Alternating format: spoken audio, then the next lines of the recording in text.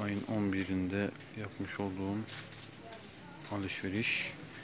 Galeta unu, 1 kilogram beyaz peynir, 30'lu yumurta fiyatları karşılarında.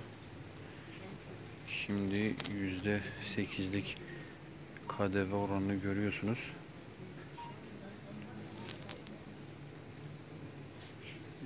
Bu KDV, bu vergi %1'e indirildi.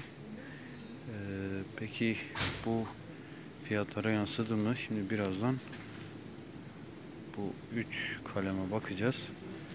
Değerlendireceğiz, kıyaslayacağız. Evet, 3 gün önce 80 liraya aldığım ürünler indirimden sonra 85-70'e aldım.